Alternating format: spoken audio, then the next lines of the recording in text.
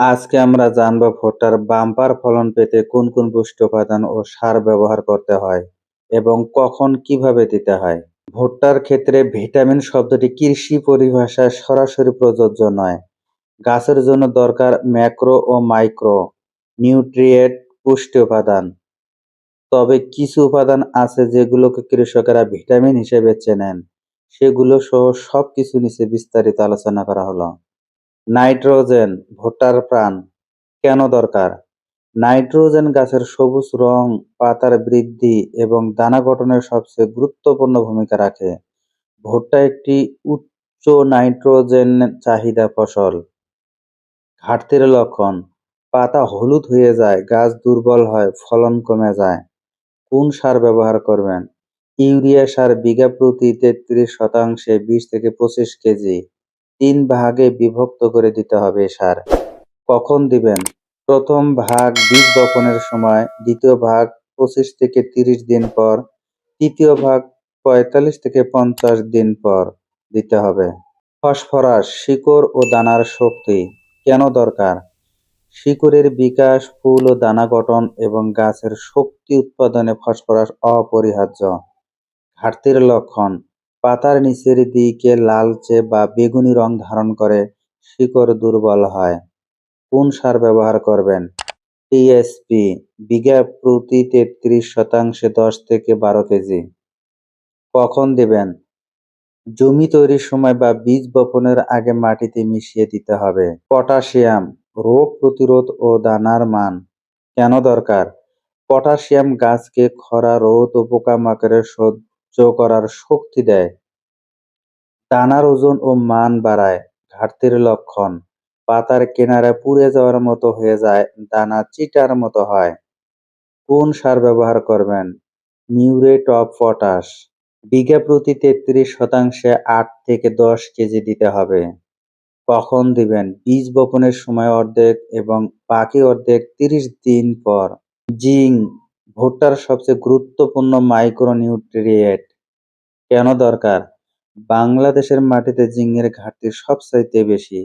Zinc ছাড়া ভুট্টার ফলন ৩০ থেকে ৪০% পর্যন্ত কমে যেতে পারে। এটি পাতার সালোক সংশ্লেষণ এবং হরমোন তৈরিতে সাহায্য করে।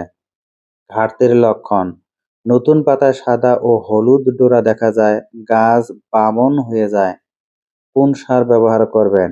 জিঙ্ক সালফেট বিঘা প্রতি ১.৫ থেকে ২ কেজি মাটিতে অথবা ০.৫% দ্রবণ প্রতি লিটার পানিতে ৫ গ্রাম হারে স্প্রে করতে হবে।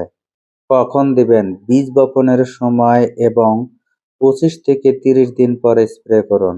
বোরন পরাগায়ন ও দানা ভরাট করার জন্য বোরন ব্যবহার করা হয়। কেন দরকার? বোরন না থাকলে ভুট্টার মোচায় দানা অসম্পন্ন থাকে, পরাগায়নে ব্যর্থ হয়, ফলে মোচায় দানার সংখ্যা কমে যায়। ঘাটতির লক্ষণ: মোচায় অনেক জায়গায় ফাঁকা থাকে, দানা অপুষ্ট থাকে। কোন সার ব্যবহার করবেন? বোরন সার বিঘা প্রতি ৩৩ শতাংশে ৫০০ গ্রাম মাটিতে অথবা ০.২% দ্রবণ পাতায় স্প্রে করে দিতে পারেন। কখন দিবেন? ফুল আসার ৭ থেকে ১০ দিন আগে স্প্রে করার সবচেয়ে কার্যকর সময়। ম্যাগনেসিয়াম সবুজ রং ও সালোক সংশ্লেষণ। কেন দরকার? ম্যাগনেসিয়াম ক্লোরোফিলের মূল উপাদান। এটি ছাড়া গাছ সূর্যের আলো থেকে শক্তি তৈরি করতে পারে না। ঘাটতির লক্ষণ: পুরনো পাতায় শিরার মাঝে হলুদ ছোপ দেখা যায়। কোন সার ব্যবহার করবেন? ম্যাগনেসিয়াম সালফেট বিঘা প্রতি ৩৩ শতাংশে ২ থেকে ৩ কেজি অথবা ১% দ্রবণ মিশ্রিত করে স্প্রে করতে হবে। সালফার প্রোটিন ও তেল গঠন। কেন দরকার? সালফার প্রোটিন তৈরিতে সাহায্য করে এবং দানার গুণগত মান বাড়ায়। কোন সার ব্যবহার করবেন? জিপসাম সার বিঘা প্রতি ৩৩ শতাংশে ১০ থেকে ১২ কেজি দিতে হবে। কখন দিবেন? জমি তৈরির সময় মাটিতে মিশিয়ে দিতে হবে।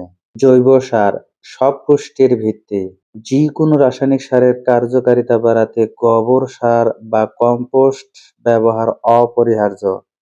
বিঘা প্রতি ১০ থেকে ১৫ মণ পচা গোবর সার জমি তৈরির সময় দিলে মাটির ধারণ ক্ষমতা ও উর্বরতা দুটোই বাড়ায়।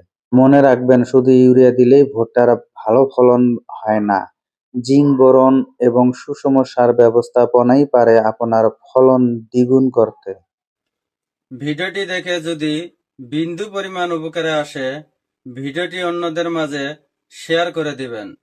ধন্যবাদ।